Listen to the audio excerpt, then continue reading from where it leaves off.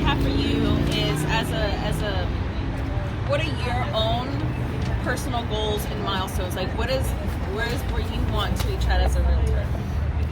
Starting out, my first year, my initial goal was to replace my income that I had in corporate America, and I did. My first year, I finished out as a realtor, making right at what I was making for corporate America.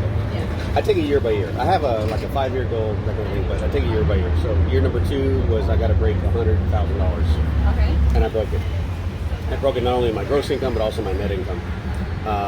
And now year number 3, I'd like to do $200,000. Okay. So I'm at the beginning of my year number 3, so my year starts September 1. So I'm right at the beginning. And based on the rate that I'm kind of going at, that's kind of what I'm aiming for, $200,000. Now, in 5 years, I would like to be at a place where I can begin to kind of back off just a little bit in my grind, my daily grind, and be at a point where I have built up enough of a team and enough momentum that I've got repeat phone calls from past clients, the referrals. Or clients that want to now get into another house or sell their house. Plus the production of my team, my stock at that point will be higher. So in a 5-year plan, I'm not out. I'm just taking one little step back to the point where, because at that point I'll be 55. I'm 50 now. So by the time I hit 60, then I want to be at a place. I think to myself, I give it a good, hardcore 10 years, solid years. By the time I'm 60, then I can almost live on what is the passive income. Yeah. And still do real estate, but not have to depend on it to pay bills. Okay. That's kind of where I'm at. So, but definitely, I talk to a lot of people who are above me. Just yesterday I was talking to a guy that is $500,000. That's what he makes personally. And so I learn from those guys. So I'm trying to teach others that are just coming into the business, saying, okay, this is how you get started, because I've been there, although I haven't been in it for a long, long time, 2.5 years. I can tell you kind of where I was at and what got me to where I wanted to be. But I'm also always learning from other guys and gals that are at a much higher level, because I want to be there. Yeah. Hey guys, we're here with Marc Longoria. Hi. He's with EXP, and we met him last week during an open house. I think we showed that in the video, and so we're here again with him to talk more, because we weren't able to fully talk with you a lot when we first met you. We were busy. Yeah. It was an awesome house though. Yeah, it sold in 2 days. No way. Yeah. Wow. Done the contract. See, there you go. Yeah. Nice. 2 days, multiple contracts. Sold above asking price. Nice. Wow. Yeah. Dang, I love it. Yeah. So, keep asking. Oh my gosh, there's so many good questions. Would you like to choose a question? Oh, that's so Oh, wow. I have to switch glasses now. I can't read. What are the challenges you're facing? Go ahead. Yeah, these are general questions. These are EXP related, and these are mentoring related.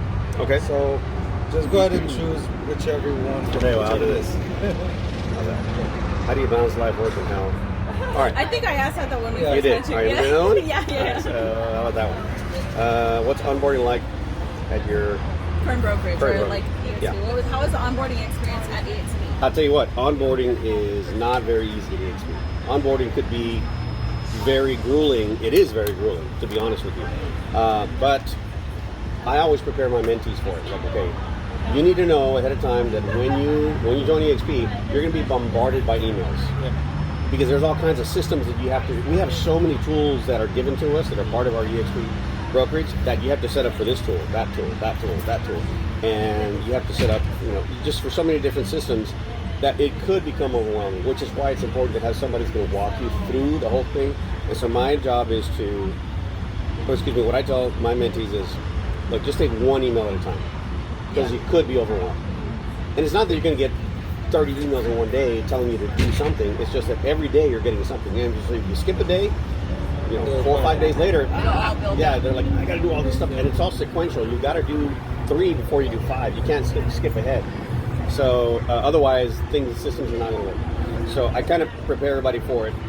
Ultimately, it's only going to happen once, right? The whole onboarding only happens one time. Once you're done with it, you're done with it. But I would rather go through all of that hardcore stuff that has got to be done in setting yourself up for the systems, because at the end, those systems are going to work for you fantastically. They're going to be a really, really good resource. I'll give you a couple examples. There's one system called Workplace. Workplace is much like Facebook, but it's only internal for EXP agents. Just yesterday, I solicited that I was looking for an agent in Florida, in Homestead, Florida. So I immediately started getting, hey, I'm in Florida, I can help you, whatever. So now my job is to interview those agents so that I can then send my referral for my client that's moving to Florida over to someone that I believe is the best fit for that person. Okay? That's one thing. That's a system you got to set up. Another one is KV Core. KV Core is our CRM where you keep track of all of everybody that you know. Your leads. Yeah, all of your leads, and just prospect. Anybody that you meet today, with hey man, let me have your card. You go in there and you put them in there, because whether they're looking for a house or not, you want to have them in your system so that your system can work for you and stay in contact with them, even if it's just once a year. But there's a lot to learn in that one system alone. So onboarding could be grueling if you allow it to be, and if you have that mentality like, oh, this is too much, you will be overwhelmed, you'll be done, and you'll be out. So that's why I like to set it up from the beginning. Look, there's a lot to do. But once we set it all up, you don't mess with it anymore. It's done. So it might take just a few weeks, and that's just the hard, honest truth. Okay. You know, it might be way easier to go to another broker. It's like, oh no, we're going to do everything for you, and that is a lot easier. But in this case, I think it also shows, okay, how much initiative do you have? You know, how much you have in long suffering? Are you willing to go through this? And are you putting your best foot forward and making sure that you're going to use these tools? Because you don't have to do them, but then you don't have the tools for working on your behalf. Yeah. I could be here today talking to you, and hopefully it happens. I'll receive a text message from somebody saying, yes, I'd like to see that house. I didn't send them anything, but my system is set up to send them homes so that then they can reply to me, and then I have to go back and say, okay, what house did my system send them? Like, oh, yeah, I'll go show you that house. So that's why I think it's worth going through all the process of the onboarding. Okay. Yeah. What happens, with KV Core, what happens, let's say you decide to change brokerages, not with the EXP anymore. What happens with the system? Like all your data and all your stuff it's all is yours. There? No, it's all yours. We would hope that you would never want to think that way. Yeah. But to answer your question, that's your list. So you can start day one by inputting, one name at a time, or you can work smarter and say, let me export all of my data from my Excel spreadsheet or from my phone. Let me export it and then import it in there, and it's all in there. But it's your data. So as long as you're putting stuff in there, if you guys are already having conversations where, you know what, I think we're going to switch to this other CRM, or we're going to switch brokerages or whatever, then you can always just download it again and then upload it to your new system, and you're done. Okay. Yeah. Let me see. Yeah, sorry. We can ask questions. You can point and answer. All right. So how many hours are you working a week on average? I think we kind of covered that too. You want to talk about it again? It's up to you. Well, I'll tell you what. That is important, because year one versus year two. How about that? We didn't really go into. It didn't change. Oh, it didn't. No. My mentality coming into real estate is I have no plan B. That's just that was. I told you before, I'm an entrepreneur. I like to hit it hard, and make sure that I make success out of whatever it is I decide to do. So real estate was no different. Year one and year two is exactly the same. Year two and now year three is exactly the same. What does that mean? 100 miles an hour. Yeah. Hit it, get up in the morning, you're at work. You will come across, unfortunately, a lot of very lazy realtors, which is why the average realtor makes only about $30,000 a year. So, at $5,000 per transaction, that's 5 transactions a year. It's like, I don't want to make $30,000 a year. I mean, that's good. I'm not knocking it. A lot of people live on that, and God bless them for that. But I want to make a heck of a lot more than that, right? And so those are my own personal goals. And so then my attitude has to match that. Yes. You can't say, well, I want to be a millionaire, but you're working 3 hours a day. Work like 20 hours a week or something. And that's unfortunately what you have available to you as a realtor, because you're building your own business and you build it at your own pace. No one's calling you, no one's pushing you. I mean, your mentor can only push you and mentor you so much. Mm-hmm. You have to have that inside. You're the driving force. Yeah, exactly. What's your take on people who work long hours, but they're still not producing? Because you hear a lot of people, especially coaches and mentors, saying it's not about the hours that you put in, it's about the actual work that you put into it. like the job. Like it doesn't matter. Like you can be working 60 hours. Like conscious effort. Yeah, Instead of but like, well, I was working on your making business calls. card. Yeah. It's not really paying. It's not really paying for the bills. There's a very big difference between being busy and being productive. Yeah. A lot of people are very busy during the day. You call, oh man, I got a crazy day, got all kinds of stuff going on.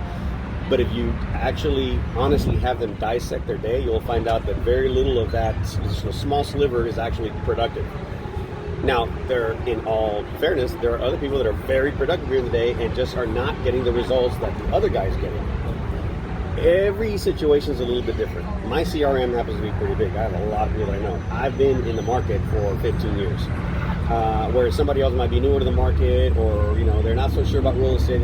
Everything's a little bit different. So you can have two persons doing the exact same thing, and one will have better results than the other. However, I would say to the person that is giving their 100%, giving their all, and not having the results that they desire, to continue to do it. Yeah. Don't stop. It'll pay off. Yeah, it'll pay off in the end. Don't be don't look at it and then just be down about the fact. Well, I mean, I put as many hours as this guy. I made as many phone calls as that guy. Well, yeah. I also think when you compare yourself, you're setting yourself up for failure. Honestly. Absolutely, absolutely. Yeah, you don't want to do that. Yeah, I like to look at what other people are doing, not to compare myself to them, but as a way to encourage me. Like I was saying before we started the recording. As I was saying, in the sun. Yeah, that's right. As I was saying before we started the recording, I talk to people that are making more than I do. Yeah, I'm good. Thank you. I think I'm going to be all right. I don't have blisters yet. So I talk to people that are making more than I'm making because I want to learn from them. And I think that's the way it has to be. When you're at $500,000, you're going to be talking to those millionaires. Yeah. I think it... to me, and everybody's a little bit different, I'd love to sit down, and I do actually. I have millionaire friends that I'll sit down and we'll have a lunch together, we'll have a drink together, and just chill. And I'll pick their mind a little bit, but I'm not really grueling them as much as I would a $500,000, because I figure, okay, I'm going to get there. I'm not quite there yet. Whatever bit they tell me, perfect. But I really want to learn from the guy that's at $500,000. Is more attainable. Right. That's my next goal. Yeah. Ultimately, I do want to get into that millionaire status, but it's a different. You got to build your way there. Build that mindset. Yeah. Okay. Exactly. So.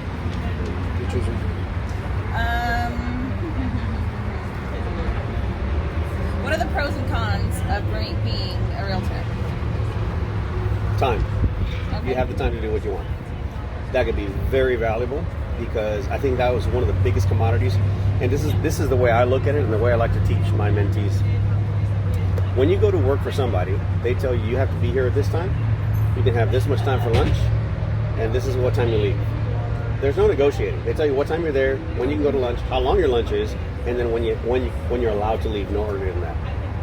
As a realtor, you're your own boss. You can get up whenever you want. You can take a 3-hour lunch. You can take a nap in the middle of the day. You can say, I'm going to take the next 3 days off if you want. So that's good and bad. It's bad if you make that a habit. It's also good. So what I do is, going back to working for somebody else, what I say is, okay, if I can give my 8-hour day to build someone else's business as their employee, why am I cheating myself and only giving myself 3 or 4 hours? Yep. I need to have, that means I respect my company, my business less than I do building that other guy's company. So if I'm going to give him, if I can commit to a contract that says, yes, I'm working for you full-time 40 hours a week, why can't I commit to myself and my family to also give the same 40 hours a week, 40 plus hours a week? So if I gave them minimum 40 hours, I need to give myself minimum 40 hours, because my family is far more important than that guy's business that I was helping him build. Yeah. So to answer your question, it's time. Okay. How you use your time is good and bad. Yeah. Depending on how you use it. Okay, cool.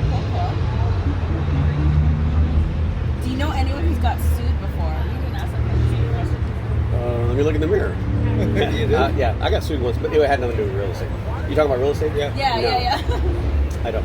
Because you hear all of those horror stories, and there's the must-have insurance as well as a realtor, and clients all the time. Clients are clients. Sometimes you're going to have happy clients. Sometimes you're going to have really horrible clients. Right. And some of them are going to be like, I'm going to sue you. But the water pipes are not working the way I imagined them to work, so it's your fault.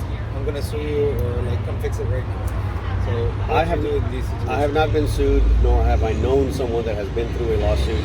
But I work every day as if I could be. Okay. As if I could be sued. So that means every time I send an email, I'm very careful with the wording of my email. Rather than, like, for example, if I send a contract to a client, I'll say, oh, here's the contract, please sign it and send it back to me. That's a big no-no in my mind, because I'm telling you, sign it and send it back to me. Versus, please review this contract. If everything is incorrect and you agree with all the terms and conditions, sign it and send it back to me. Okay. See, that's very different. Yeah. So if I'm thinking ahead of time, like, okay, if I were to ever end up in court, I got to defend what I wrote and how I communicated with that person. So if I just told them sign it and send it, because time is of the essence, I got to turn this in, they might have just signed it. They're like, well, and now I'm at fault. Versus sign it, review it, make sure it's all correct. If you agree with everything on it, exactly. If you agree, then sign it. Exactly. So I'm very careful with, even when you're out showing homes, like they're looking around like, oh, what do you think about this foundation? Because I see some cracks. You got to be very careful about that because you're not an engineer. Yeah. You're not an attorney. You're not whatever, fill in the blank. You're not a licensed electrician. You're not a licensed plumber. So all you can do is give them an opportunity to have it checked out. Like, you know what? It appears to me, this is my own personal opinion, that, well, I do see the same cracks you're talking about, but I would suggest you hire an engineer, someone that's licensed in that area, because all I can see is what you see, but I can't tell you what the problem is or if there is in fact a problem. So, yeah. What books or audiobooks would you recommend us to read or to listen to? Oh, God, you're asking the wrong person, because in all honesty, I am not a reader. Okay. I do not. I'm a podcast guy. Okay. What podcast? 'Cause I like podcasts. Well, no, what I'm saying is, my brain's kind of all over the place, so I can't even tell you I listen to this podcast daily. What I do is, maybe I'm more of a YouTuber, and even then, I'm not like I subscribe to this YouTuber because even though I do have several subscriptions, I'm all over the place. I'll listen to this guy, and I'll listen to that guy. Whatever is on, or whatever happens to pop on having to do with real estate, like, ooh, that's a good topic. Play it, and I'm driving and I'm listening. I can listen to my rock and roll or whatever some of the time, but a lot of times, like, I'll either use my driving time to catch up with phone calls or to be inspired by someone's, YouTube or something like that. Yeah. So I listen to audiobooks all day, but I won't do. I just can't sit down and read. I don't know, for some reason my mind just can't work out. Can you recommend any audiobooks that you like? Gary Keller. In fact, I'm getting ready to. We just had this conversation yesterday with my team. We're getting ready to order Gary Keller's book, and I can't remember the name of it, but the founder of Keller Williams. Yeah. What we're going to do is we're going to read the book together. Not together. We'll read it individually and come together once a week for a book report, book study, whatever. What did y'all learn, whatever. And so we're going to do that to encourage one another. Let's see. I think I have it on my wish list. I think I know. He wrote a couple of books. And that guy built an empire. So I think it's called Becoming a Millionaire or something like that. I don't even remember. What characteristics or traits do you think it takes to be a successful realtor? And I know success can be subjective, but to where they're just on it, You have, in my mind, again, I can only speak for myself. You have to be all in. You can't have a mentality that I'm going to try this out, see how it goes, and I'm going to give it my best shot. I think you're leaving yourself an exit. Like, I'm going to try it. So have no exit. Have no exit strategy. Have no exit strategy. Like, I'm doing this. I'm going to build it all the way. I'm going to make buku bucks. I'm going to take care of my family. I'll be able to go on vacations for a month, and not have to work. Versus, I'm going to try this out. Hopefully, it works out, and we'll see. I'll see how things are in a year. You're already setting yourself up for failure. Okay. So, in my mind, again, yes, the Mother Rose City. Millionaire.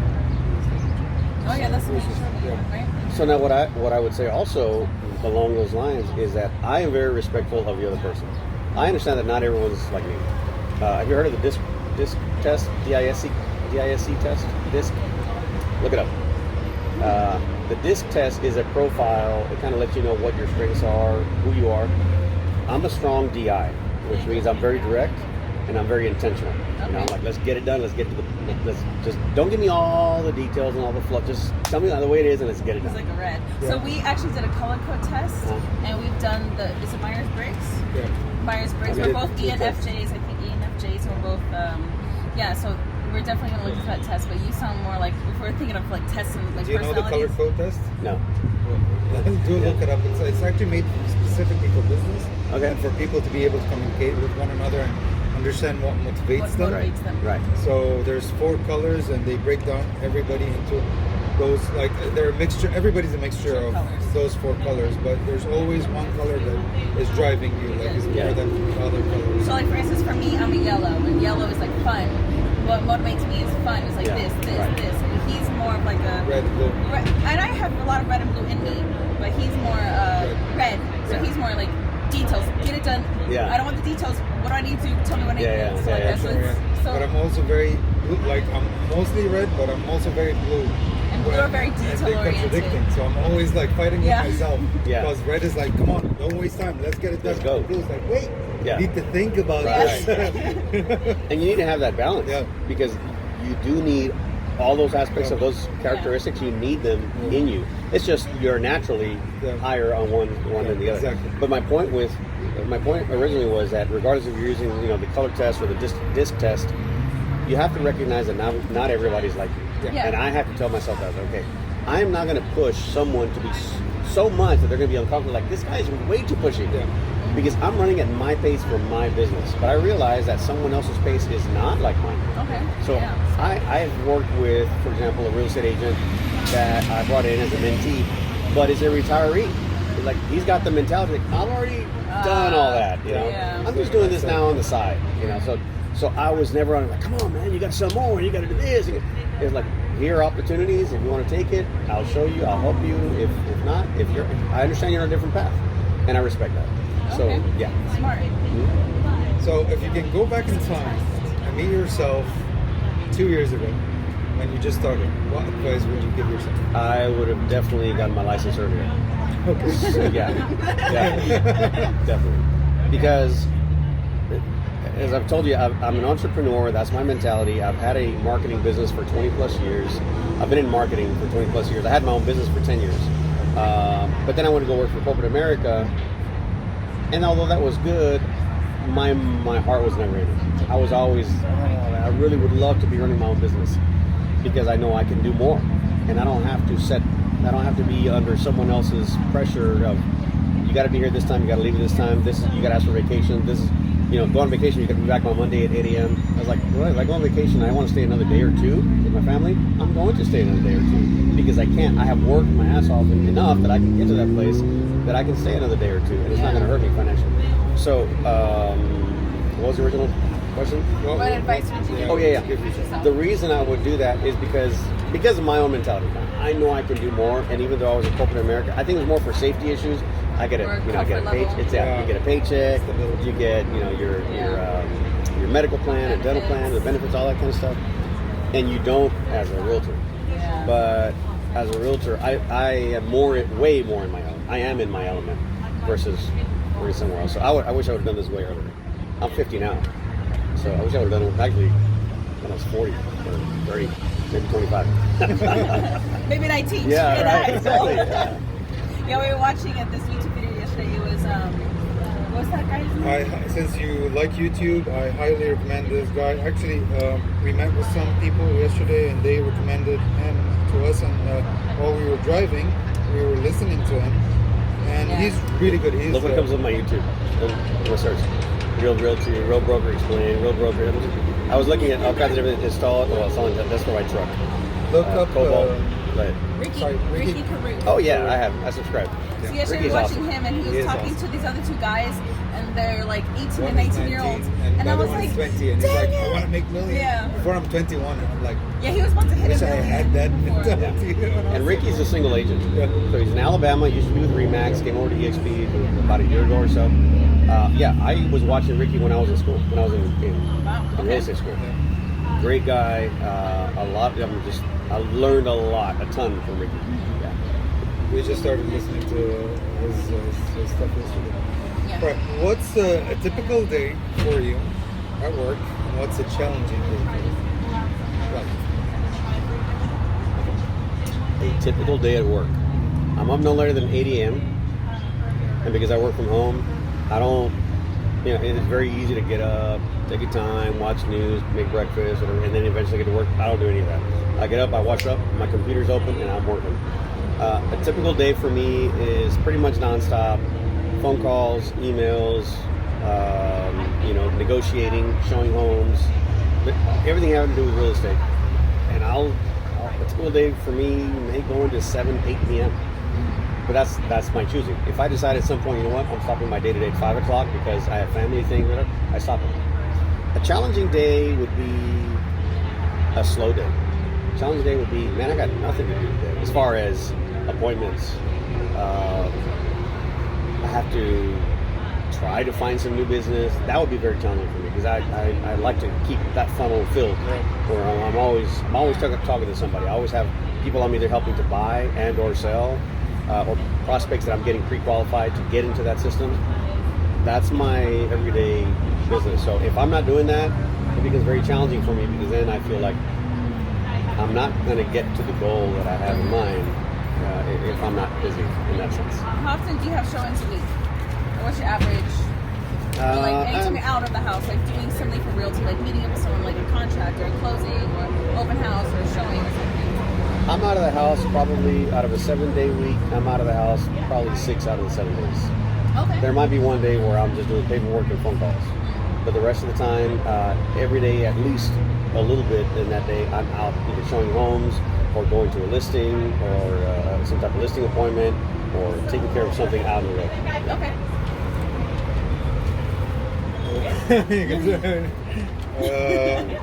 There was a bunch of questions that I'd like to okay.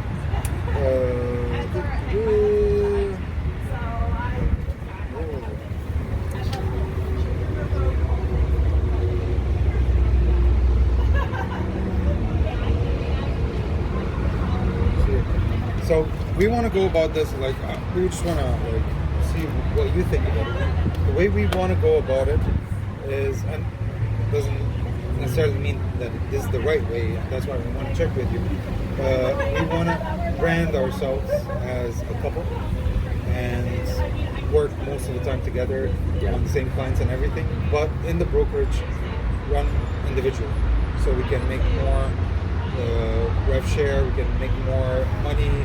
One of us will be under the other, so we'll still make money off of the other person, because it's all going to the same pool. Doesn't matter.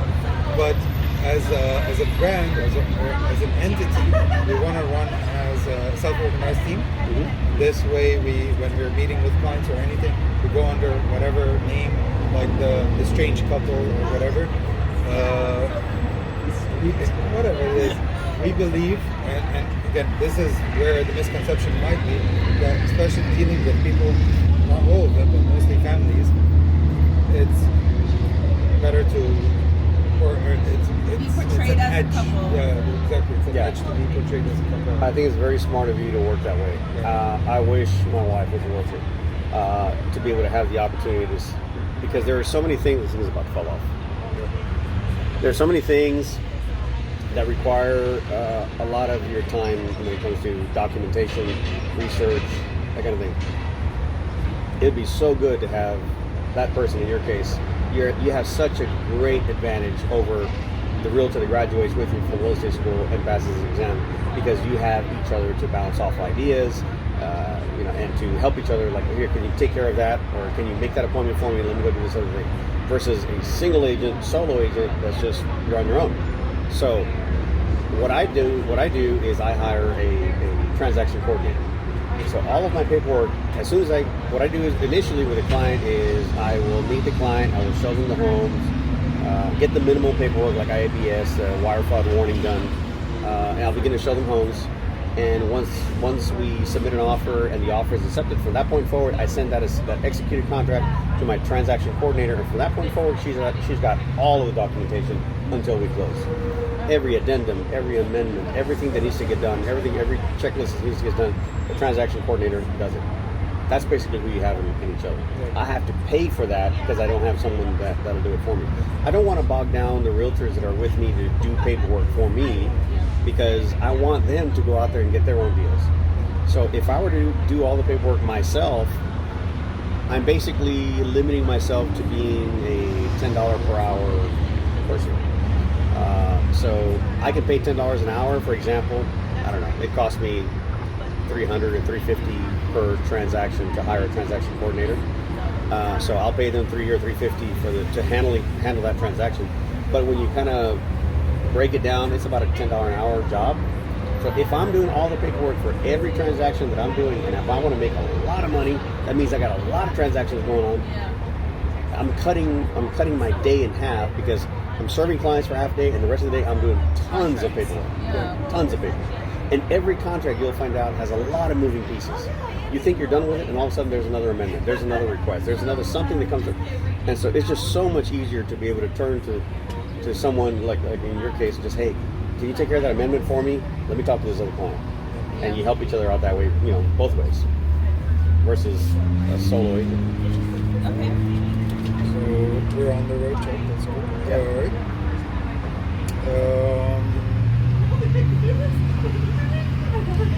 Does the EXP have any other benefits other than the regular brokerage benefits, like side benefits? And also, is there anything negative about EXP? Like a con? So the benefit that I know of that I am not taking advantage of because I don't need to is healthcare.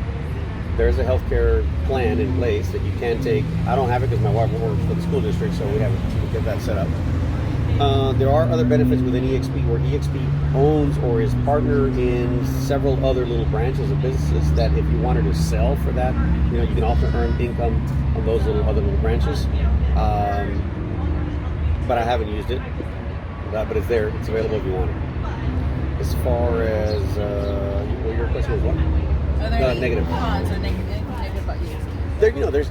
If you're honest with you, so there's a negative about everything. There's a negative about. We're sitting here talking. There's a negative in the sense that they don't have a big enough space for everybody. I don't know. You can always find negative. So let me see. What would I say? I think the biggest negative, probably when you begin to compare, would be the onboarding. Okay. The onboarding is so, and I spoke about this earlier. It's just so much to do. It could be viewed as, don't worry about the onboarding. Come over here with us. We'll onboard you ourselves. Now there is, here's another, going back to your question. There is now a new element that you can bring somebody on and put them through this VIP onboarding process where the sponsor would pay for it. Yeah, I don't even know what it costs, but it's just, they rolled it out not too long ago. Where we can pay and then you're on a VIP onboarding and they basically do all that for you. They take care of it for you. So that's a benefit that is available. So I'm trying to think of what else is negative.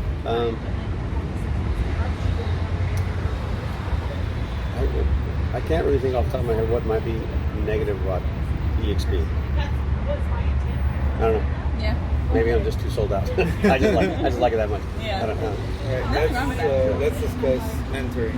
So what kind of style do you have as a mentor? I am as available as my mentee wants me to be available. Again, going back to everyone's built differently. Yeah. So I respect that. If you want to talk every day, let's talk every day.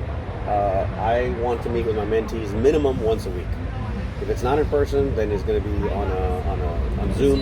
Yeah, and we're going over contracts and we're looking at this, we're looking at that. The mentorship program is made out so that the mentor actually walks you through the entire process 3 times in a row, and then you graduate from the mentorship program. So that means that we are talking about from A to Z, everything in between. So from the time I think I'm going to go talk to this client, okay, this is how you talk to them, this is what you're going to do. I'll either go with you or not go with you, depending on how you feel comfortable. Through getting the contract signed, getting the negotiations, all the showings, everything from A to Z to the very end. I'm very hands-on if the mentee wants me to be very hands-on. If they don't want me to be hands-on, I'm still going to be hands-on, but from a distance. So what I'll do is, for example, we have another system called SkySlope. SkySlope is where you upload all of your documents so that they can be reviewed by the broker, right? So I have access to your SkySlope, and I can see, okay, you guys got this house under contract a week ago, and I can go into your system and say, you haven't done any of the documents, guys. You got to do this one or this one. They're required. You got to get them done. So I can be on you in that sense, and then are you having a problem with that document? All right, let's dissect it. Let's get on it.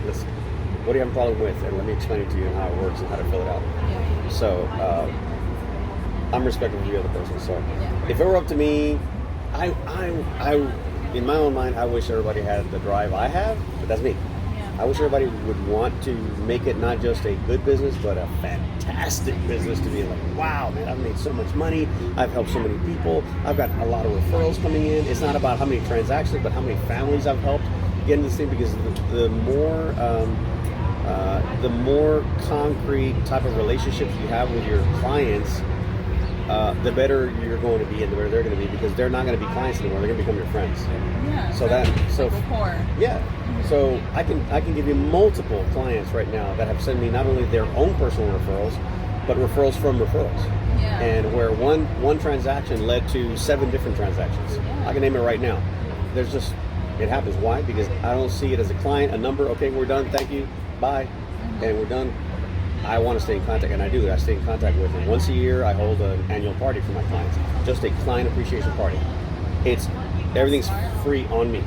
Okay, so if I can make 6 figures, well, they helped you make that. Absolutely. So you just pay for it. Absolutely. Pay for it and give back. That's so smart. if a night out is going to cost me $1,000 or $5,000, but I made $100,000 Exactly. I'll spend $5,000. Yeah. And you know what? And they're gonna love it. Like, oh, Mark's party's coming up. And they're gonna remember you. Yeah. Like, oh, Free food, free drinks, hang out. Yeah. Tax deductible too.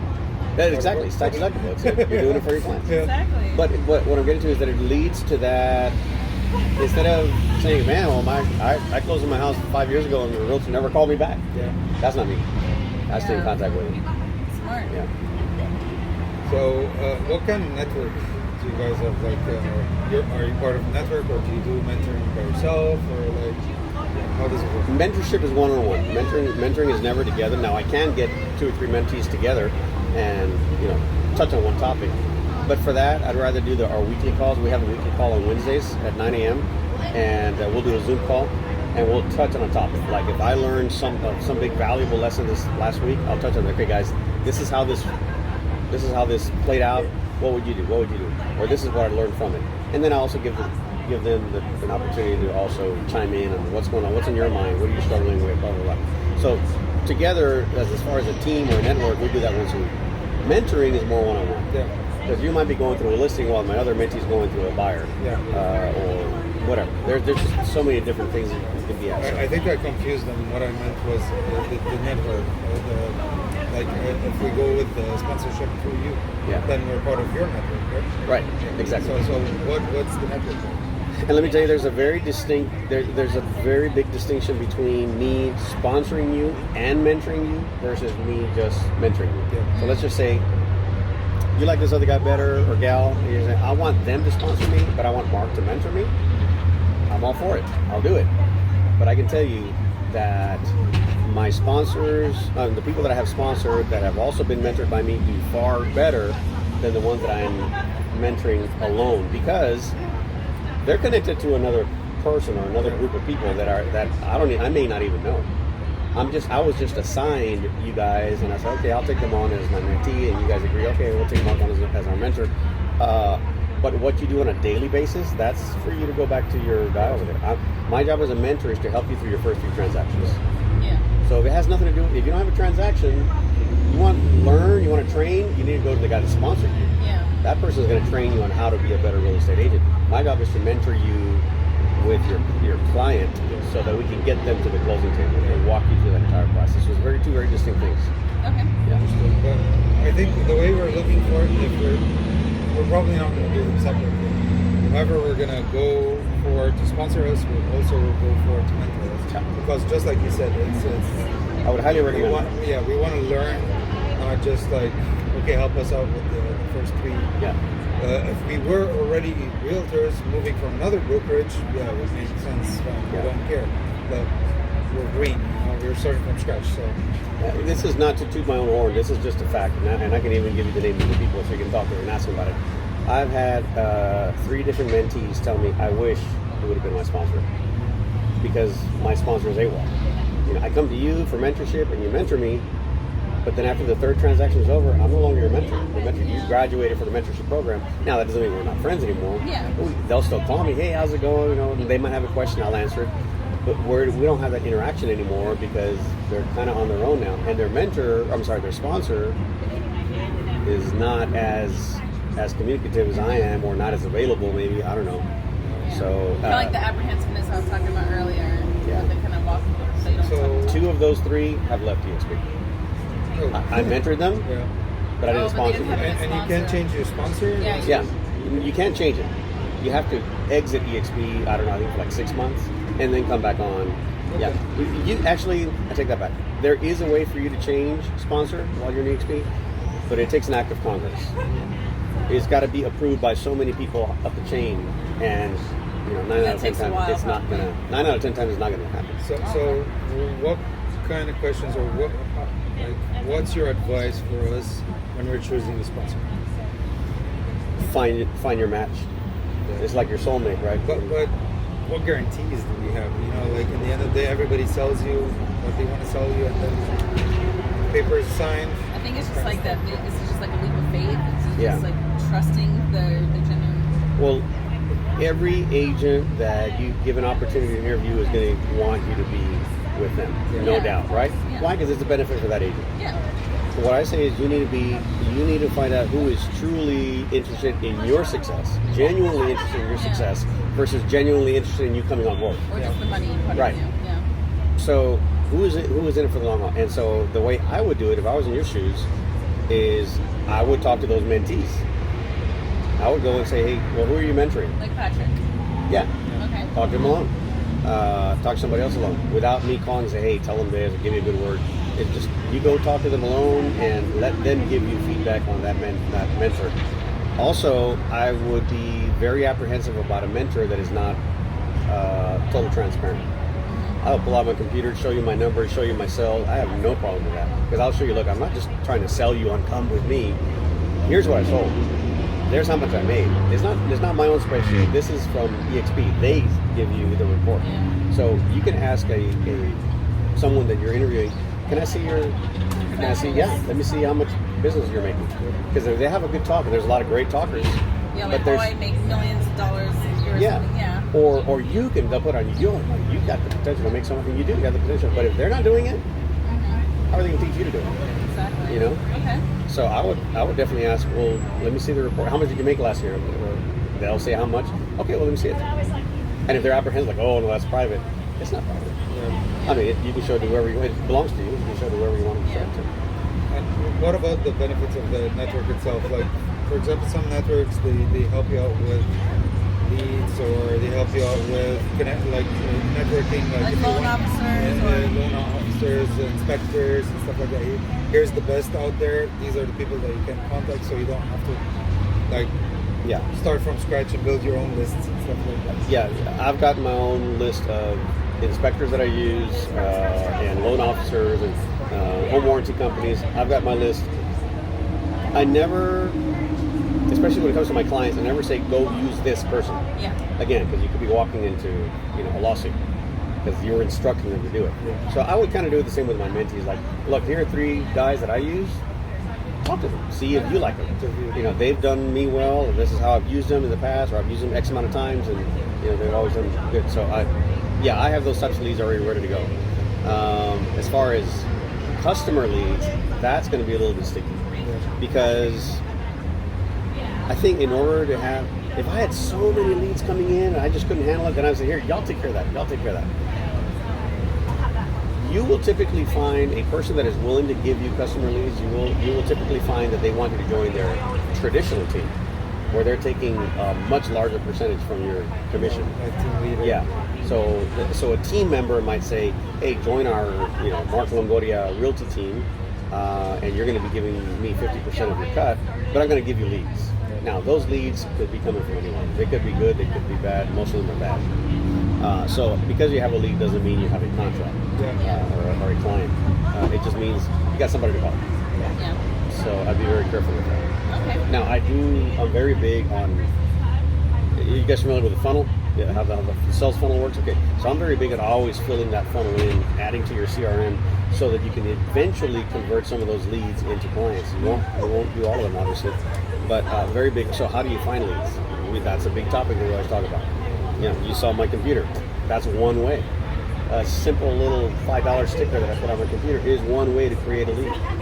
Just by sitting down, and rather than doing paperwork at home, if I want to do paperwork here, I can sit down here at Starbucks or at McDonald's or whatever, and do paperwork, and I just may pick up a lead just by having a $5 sticker, which is actually a $5 sticker made me about $4,000 or $5,000. Yeah. So I'd rather teach different ways to get leads versus let me give you a lead, but you also give me 50% of what you need. And what do you, if we were to go on for you as mentees, what do you expect? And when you say mentees, like the whole package. Or you sponsor us and stuff. What do you expect from us, or would you need for us to be? What would be a perfect mentee? Yeah, perfect mentee. Slash somebody on your network that you would be excited to. I love this person. I'm like giving them my all because like what is an all them? How can we help you help us? To give us all the juice. Yeah. I think if you're not tire kickers, if you're like, I'm doing this, if you have that mentality, you may not even make any money for the first few months. But if you have the mentality of, I'm gonna make this thing happen, it's gonna work out well for us, and we're gonna be great. That's the attitude. I look more at the attitude than how much are you producing right now. Yeah. It's not about the revenue share. It's not about I've met with people that I have nothing to do with. I'm not mentoring them. I haven't sponsored them.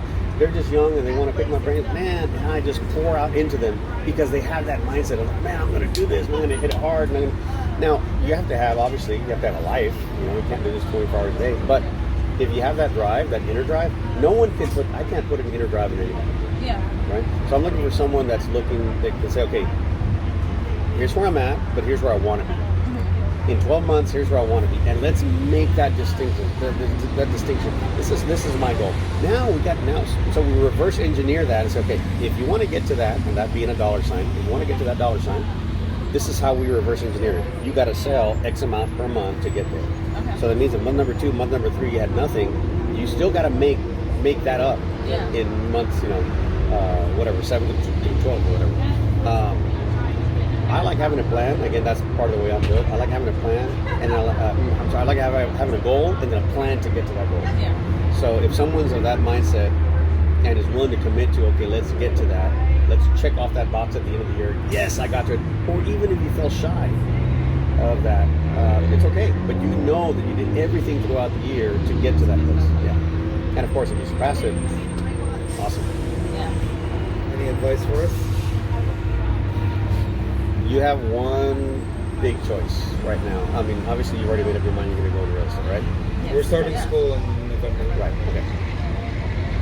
I think you're at a very crucial point in deciding who you're going to go with, not only with brokerages, but also who's going to be your mentor / sponsor. And I'd recommend that you do whoever that person is, make them both. Yes. If they're not, now I will say this: if that person that you decide you like as a sponsor is not a certified mentor, to me, that would be a red flag. Like, why is this guy not mentoring? Why is he not pouring out into other people? So I think it's a very crucial time for you to really take a step back and take everything into consideration and say, who am I going to commit to? Because now you can come into EXP and be there a month and leave, but then you got to start all over again somewhere else. You can leave the brokerage, you can leave your mentor, your sponsor, but you're wasting time. Yeah. So you want to, as you start school, you want to start letting everybody know that you're starting school. Get the word out there. I'm starting real estate school. In X amount of weeks, I plan to be done and have my license. That way the word starts getting like, oh man, you know what? We've been thinking about selling our house and we'll probably be ready by summer of next year. Perfect. I'm your guy. I'm your gal. Call me because I'll be licensed by then. Yeah. I got my first deal before I graduated. I already had a listing before I ever even graduated. I might have told you that. So yeah, my advice to you right now is get the word out and think really hard about who it is you're going to pick, and make sure in your mind there is no doubt, like this is 100%. Because if you have a little doubt, oh, we should have gone this or maybe that way, I'm on the fence, then, I mean, you can be on the fence right now. What I'm saying is when it comes to making the decision, don't go back and say, I'm going to do this, but I'm kind of still thinking this other way. Yeah. So it's kind of like making the decision to go into real estate. You can't be like, because then, okay. Right. Do you have anything to tell the people watching this? Who's your audience? People that are looking into like becoming us. real estate, like us, couples out there, especially couples, because that's why we're doing it. We didn't find anything on YouTube. Couples We're trying to going create through what the we journey. didn't find. Yeah. So new real estate agents, people who are interested in it, people who are interested in EXP? I think probably to summarize everything that I've said, if you're looking to become a realtor, think of it as your own business. Treat it as your own business. It's not a job that you have to go to. This is a business that you have to build for you and your family and your future.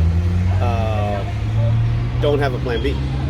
If you're going to do it, just do it and do it all the way, and don't give yourself an out, because you know yourself, you're going to take that exit door whenever it's convenient. So when things become inconvenient and uncomfortable, rather than having that exit door, you look around and say, no, this is what I decided to do, and this is what I decided I'm going to have success in, and I'm going to do it. And when you have that mentality, you're going to get there.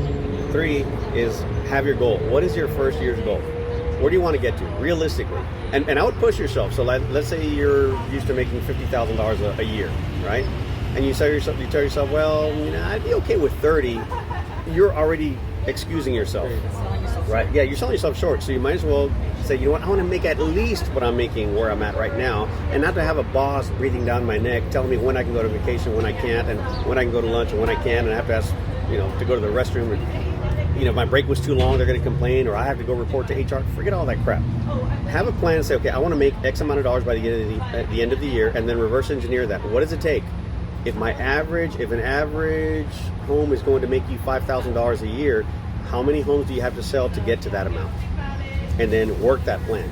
So if you missed a month or two or whatever, or things are a little slow, you just keep working, keep grinding. Don't get your foot off the pedal, so that you can get to that ultimate goal. And like I said a little while ago, even if you fall short, in your mind, you know what, I gave it my all. I didn't get the result, but I have no reservations about me being lazy, and I could have done more. No, you gave it your all, and that's only going to set you up for success on year number 2. And in year number 2, even if you didn't hit your goal in year number 1, I would push yourself even more in year number 2 to say, okay, maybe I didn't make the 50,000, but I'm going to push myself in year number 2 to make 75,000. So that way, okay, you've already got a year worth of experience and some deals, and now you use those deals and those relationships that you've already built to help you get into referrals for year number 2. Give it your all. Go 100%. Awesome. And are you okay with people contacting you? Yeah. We're going to leave your information in the bottom. Yeah. So, on Instagram, on Facebook, and on YouTube, we'll put your info and stuff like that. My name is Marc Longoria. I'm in San Antonio, Texas. Number is 210-262-7815. Nice. Love it.